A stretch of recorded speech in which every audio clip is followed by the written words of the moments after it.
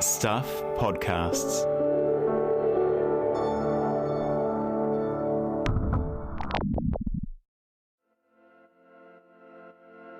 Hi, I'm Michael Wright and welcome to The Long Read from Stuff. This episode is called Revenge of the Zombie Rivers. It was written by Stuff national correspondent Charlie Mitchell, who joins me now. Hi, Charlie. Hello. First returnee to The Long Read. Congratulations, I guess. Thank you. It's quite an honour. The Revenge of the Zombie Rivers. What is your B-movie about? It does sound a bit like that. It was the term zombie rivers that sort of got me interested in this. So a zombie river is essentially a river or a watercourse that has been developed or modified in some way that it doesn't really function like it's supposed to. And the term is used most often in relation to braided rivers. And braided rivers are these quite unique, very rare internationally style of river where you don't have one single channel filled with water. You have these sort of multiple channels that twist and braid together, hence the name. And New Zealand is very lucky because we've got quite a few braided rivers. Most countries don't have any at all. And the reason they are sometimes referred to as zombie rivers is because they have been really heavily modified since humans settled, particularly in places like Christchurch. We've built large stop banks, we've built farms along the river edges, we've sort of developed our infrastructure all along them, which has sort of really changed how they behave. Reading this as well as the way they behave, modifications, development along these rivers has also changed the way, what we expect of these rivers? Yeah, absolutely. We've sort of structured our society and our cities under the assumption that these rivers do not move, which for most rivers is the case. They stay relatively still, but braided rivers do not. It's one of the things that makes them quite special. They tend to move over very long periods of time, but they can do so quite quickly and violently. We saw that fairly recently with this very bad flooding in Canterbury, particularly around Ashburton. A lot of that was caused by these smaller braided rivers flooding, and obviously there's a lot of dairy farms around that area. They bear the brunt of it, but that's how the system works. That's how braided rivers operate. It's vital to the way that they function. Thanks, Charlie. Now here is Carol Hirschfeld reading Charlie's story, The Revenge of the Zombie Rivers.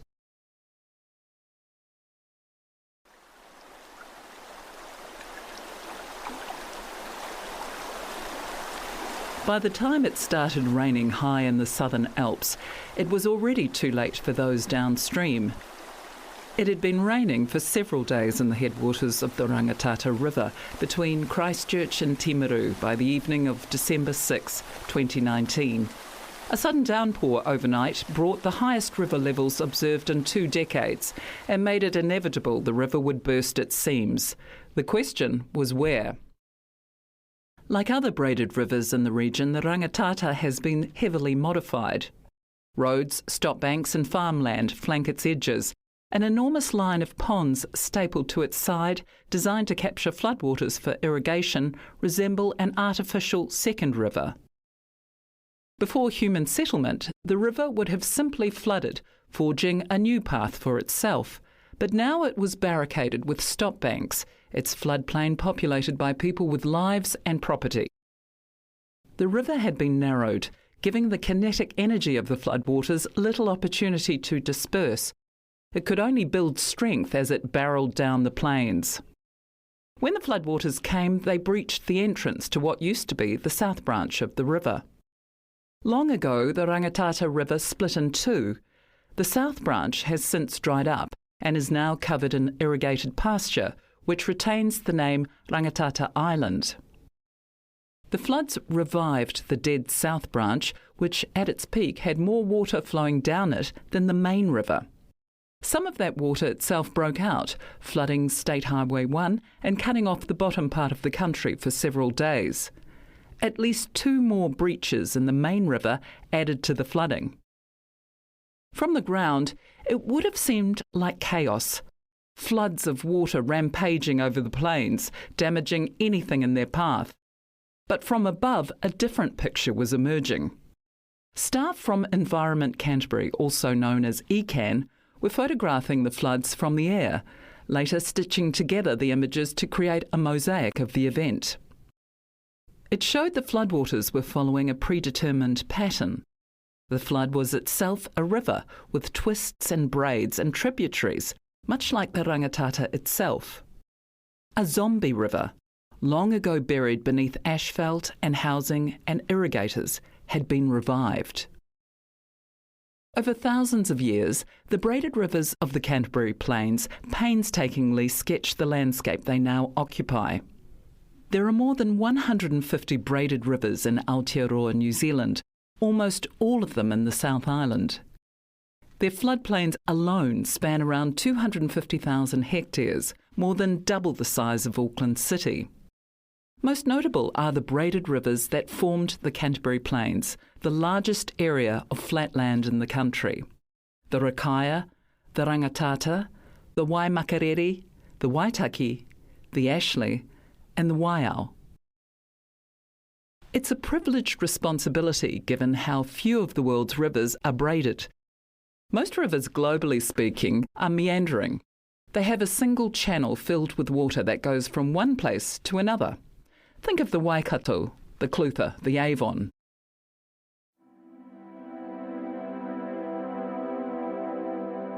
Braided rivers are complicated, dynamic, destructive. They are three-dimensional in that water also flows beneath the river, popping up as springs and wetlands, which are periodically destroyed and recreated, as if the braided river system is creating its own universe. Some say braided rivers are better seen as four-dimensional. They move across time, existing in different shapes and forms on the scale of millennia. Where a river ends now may be dozens of kilometres from where it ended centuries ago.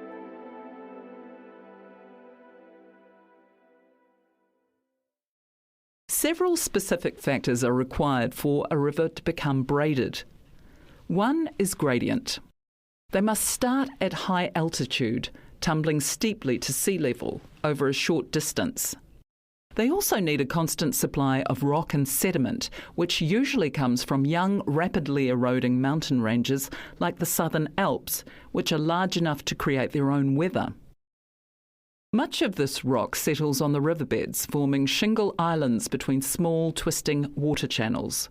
When it floods, the streams merge into a single channel, carrying the rock and sediment out to sea in a torrent, which is swept back towards the land by the tides to build beaches and protect against coastal flooding.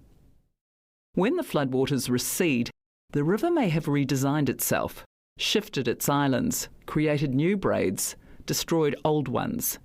Then the process begins anew. Central to this process is flooding. All rivers flood in the right conditions, but for braided rivers, floods are a defining aspect of their physical function. The problem with braided rivers, like any other river, is they periodically break their banks, says Sunny Whitelaw, manager of river conservation group Braided River Aid. The natural reaction is to say we're going to put up these barricades to control the river and prevent them from flooding. And of course, the more you confine it, the more you risk flooding, because you're trying to carry the same amount of water in a much narrower channel. We sometimes think of river flooding as abnormal, a departure from regular order, a river's failure to fulfil its implied promise to neatly channel water from one place to another. But flooding is a feature, not a bug. Floods create and destroy new habitat and carry sediment from the mountains to the coasts. The tension comes when people, property and infrastructure are put in the way, justifying further measures to control the river, which can themselves make the problem worse. That was evident during the catastrophic Canterbury floods in June 2021, which caused widespread damage, mostly from braided river flooding. It highlights a fundamental tension. Can humans and braided rivers peacefully coexist, particularly given the expected impacts of the climate crisis, which will, in some ways, make the rivers more powerful than ever?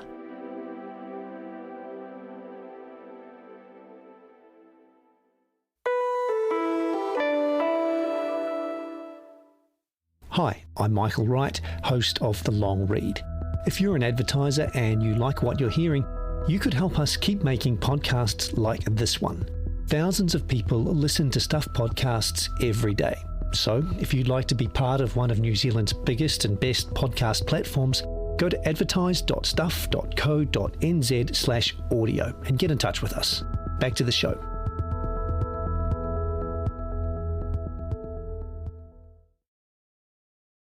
When the Waimakariri River north of Christchurch spilled its banks in 1868, it caused significant alarm in the city and its surrounds.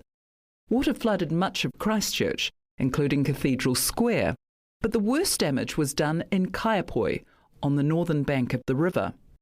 The press newspaper at the time reported, Kaiapoi, in spite of all the protective works and cuttings constructed by the inhabitants in the hope of averting the attacks of their dreaded enemy, has, we fear, suffered terribly. The language used by the newspaper was instructive. To some, the Waimakariri is a tupuna, a taonga, a provider of mahinga kai. To the settlers, it was a dreaded enemy, something to be protected from. The settlers were not living with the river, they were at war with it. In some ways, they still are. Communities have long been built along rivers. Floodplains are fertile, flat, and easy to develop. The rivers themselves can be harnessed as machines for economic growth. The first civilizations on our planet emerged in places like Mesopotamia, between the rivers. So it's not a new thing, says Professor Gary Briley, a river scientist and chair of physical geography at the University of Auckland. And just like those ancient civilizations fell over because practices were unsustainable, what we're doing is unsustainable. The problems have become more pronounced as society has moved closer and closer to the rivers, emboldened by the idea they can be controlled. We can build stop banks to prevent flooding or capture floodwaters when they get too high. We can funnel rivers down a particular path, take the gravel out of the riverbed, stuff streams and tributaries back into the main channel when they break out. But some of those practices have undoubtedly made the problem worse, and the costs have become increasingly harder to justify. In Christchurch, efforts to protect the city from the Waimakariri River are costly. The most recent upgrade of the stop bank system cost around $40 million. In 2020, insurers nationwide paid out nearly $170 million in flooding-related damage, though this figure includes surface flooding from rain. Between 1990 and 2012, around 12,000 hectares of river margin land in Canterbury was claimed by farmers, an analysis by ECAN found. Some of this development has been in the riverbed itself and has put productive land in the path of river floods and erosion. Braided rivers have been tapped for water to irrigate farmland and dammed to generate electricity. The flatlands cleared by the rivers have made way for quarries, housing, landfills and other infrastructure, further justifying engineering solutions to protect against floods. At the same time, wetlands, a crucial buffer against flooding, have been systematically removed. With climate change, heavy rainfall events are expected to become more severe, particularly in the headwaters of the major braided rivers. At the same time, drier conditions on the plains could increase reliance on water, particularly for farms, moving us closer to the rivers. We've got all these factors conspiring to make things more difficult for us, Gary Briley says. And where we're at now is only going to be accentuated into the future unless we turn some of these things around. It's prompted a new way of thinking among some river scientists. As the relationship between rivers and humanity becomes more fraught, how do we coexist? Earlier this year, a group of New Zealand academics and scientists co-authored a piece arguing that rivers were being strangled and actions were required to undo the damage. There are many names for this practice: rewilding, reanimation, redynamisation, integrated river management, decolonisation. In the simplest terms, it's letting a river be a river. It's an idea that's gained favour in Aotearoa, New Zealand over the last 5 years. It's not limited to water scientists.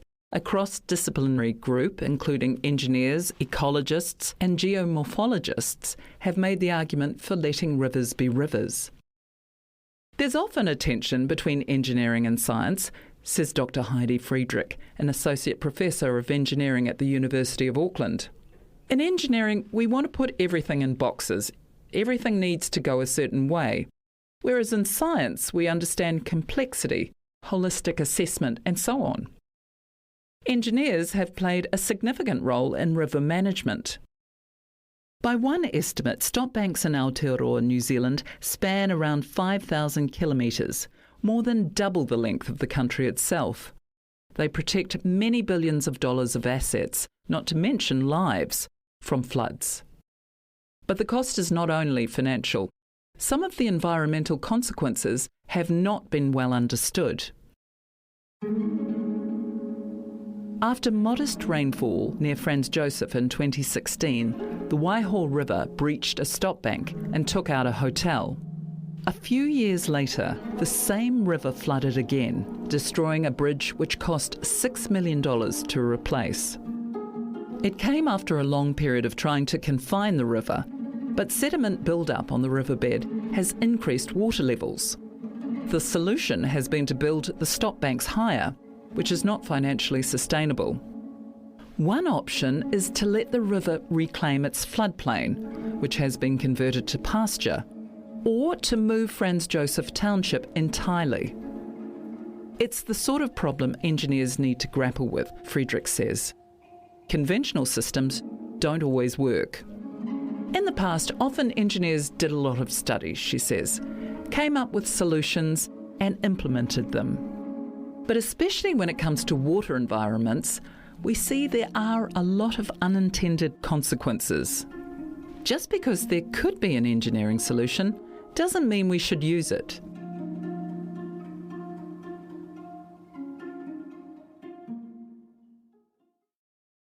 Dr. Dan Hikuroa, an Earth Systems scientist and a senior lecturer in Māori studies at the University of Auckland, says recognising this conflict is the first step. A river has been a river mairano since forever, he says. We've created a problem by building on its banks or nearby, restricting it. Hikuroa advocates for a mixture of science and Mataranga. River management in Aotearoa, New Zealand has been preoccupied with a river's component parts, setting acceptable levels for the likes of nitrogen, phosphorus and E. coli, each of which can be independently measured and controlled. For some river scientists, Mataranga has clarified questions science has been unable to resolve. What if instead of seeing a river as a machine to be controlled, something that can be deconstructed, we recognised its mauri and accepted it has a fundamental right to be a river? The two forms of knowledge are not inherently in conflict and can be complementary. It's an idea appropriately informed by the structure of a braided river itself. Heawa whiria, two channels weaving and twisting, creating something stronger. If you can imagine two strands of knowledge, Hikuroa says, when you've woven them, they'll be stronger than those individual strands were on their own. Each maintains its own integrity within the new thing, whatever it is. It's not just understanding the role of nitrogen or phosphorus or E. coli. Those are discrete pieces of information that are valuable and valid on their own, but make most sense when considered as part of that holistic system. It's when we go right down on those small parts, as opposed to looking at the whole system, where things can go awry. It's a view that has already moved beyond academia. Te Awa Tupua, the law granting the Whanganui River legal personhood, recognises such values explicitly. Quote, Te Awa Tupua is an indivisible and living whole, comprising the Whanganui River from the mountains to the sea, incorporating all its physical and metaphysical elements. Similar wording is contained in Te Mana o Te Wai, the concept underpinning the government's freshwater reforms in 2020. In its hierarchy of obligations, the health and well-being of the water comes first, ahead of human and economic needs.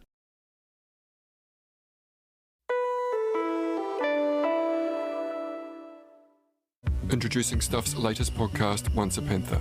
We were asked by the community, what are you going to do about dawn raids? Why don't we raid the ministers? This is what's going to happen if you continue dawn raiding us in our area. We'll come out to you. We're all decked out in our Panther gears. Prepared to get arrested, prepared to fight. Once a Panther can be found at all the usual places and on stuff.co.nz/Once a Panther. Made with funding from New Zealand On Air. A few years ago at the Christchurch District Court, a farmer was charged with an unusual offence, building a wall in the Selwyn River. The Selwyn River is braided over some of its length. Much of its observable span is dry, meaning the course of the river channel, particularly where it starts and ends, can be hard to determine. What seemed like a standard prosecution would come to have significant ramifications. The farmer acknowledged building the structure, a bund to protect his land from flooding, without permission, but disputed the claim it was in the riverbed, which would come with a harsher punishment. He argued the wall was in the floodplain, not the riverbed itself. He was found guilty, but appealed. The High Court sided with the farmer, as did the Court of Appeal. It speaks to the confusing way in which rivers are defined. Under the Resource Management Act, or RMA, a riverbed is, quote, the space which the waters of the river cover at its fullest flow without overtopping its banks. Neither fullest flow nor banks are defined. So what does it mean? In bringing the prosecution, ECAN had interpreted it to mean where the river would flow in a 1 in 20 or 1 in 50 year flooding event, an argument it had successfully used before. Under this definition, a river's floodplains would be considered part of the river. The High Court disagreed. It cited a 1905 case regarding the Hutt River near Wellington, which defined a river in relation to normal seasonal flow. Under this definition, a river is a static channel. It doesn't include the floodplain. The court's interpretation stands, radically changing the definition of some riverbed land. The biggest consequences are for braided rivers, which are, technically speaking, mostly floodplain and are clearly not static. The regular flow of water, the channel, is a minor part of a braided river. It's only after heavy rain, when the water swells and erodes the river banks, changing its course, that the river operates how it should. As other countries move further towards unstrangling their rivers, legally speaking, New Zealand's are more strangled than ever. The government has announced an overhaul of the RMA, but it's not clear if the definition of a riverbed will change. Sunny Whitelaw of the conservation group Braided River Aid says the current thinking is outdated. Under the RMA, she says, the definition of a braided river isn't a braided river. It goes right back to this colonial attitude towards a river being just a channel. It's part of a broader problem. How do you define the position of something that constantly moves? This is a conundrum we've got, Whitelaw says. The damn things don't conveniently stay in one nice-to-find place. They're prone, at a moment's notice, to just sort of pick up and change location. If you've flown into Christchurch, you may have seen how this happens. Land around the braided rivers is covered in stretch marks. They are dead channels and streams left by the Waimakariri River as it shifted north to its current position. Thousands of years earlier, the river likely flowed near Te Waihora, Lake Ellesmere, south of the city. With no intervention, the river would likely shift back over a long enough time period. With the country's second largest city now in the way, protected by 100 kilometres of stop banks, that is unlikely to happen. It's an issue across the lower stretches of every braided river and the defining challenge for the river reanimation movement. I feel like I struggle with this every day, Whitelaw says. We either choose to take a holistic view and say, OK, we need to withdraw, we need to enable the rivers to act more like living rivers rather than zombie rivers, but we need to know that we're going to sacrifice things to do that. And the question is, who pays for it?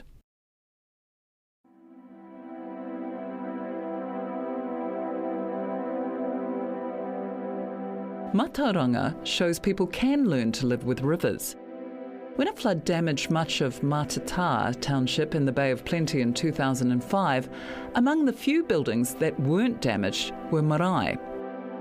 The reason was a purako, a narrative applied to the landscape. The river was said to house a taniwha in the form of a lizard, its tail flicking side to side, a sign that people should be cautious. The story contains a basic geomorphological fact. The lower channel of the river laterally shifts after floods. It's one reason for optimism. This is a problem that predates everyone alive today. Perhaps two forms of knowledge, braided, can help ease tensions in the long-standing war between humans and rivers. Dan Hikuroa says of the move to reanimate rivers, it comes from a way of knowing and being that sees you as part of that system, that sees waterways as ancestors, as tupuna, that says we would prefer to treat them like taonga, not as toilets. That kind of thinking combined with some cutting-edge technical tools where we can be measuring real-time E. coli, nutrient loads, silt loads, rainfall modelling, I think there's an approach where we can see rivers as more than just a bed, banks, and the water in it, and that's definitely the way forward for us.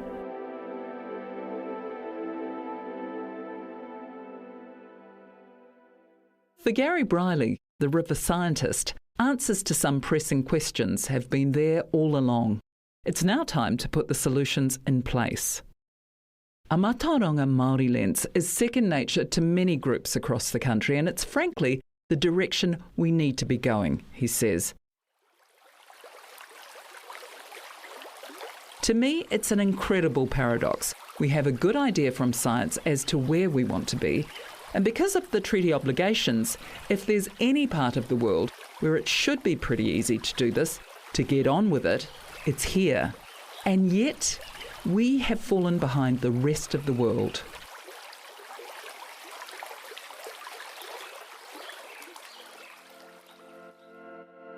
That was The Revenge of the Zombie Rivers on the long read from Stuff. Written by Charlie Mitchell, read by Carol Hirschfeld and produced by me, Michael Wright. This episode was mixed by Sam Scannell. Stuff's podcast director is Adam Dudding. If you listened via our website, you can hear this story and more like it on the Long Read podcast, available on all the usual platforms. If you liked what you heard, please give us a 5-star rating and a review. It helps other listeners find us. Thanks for listening.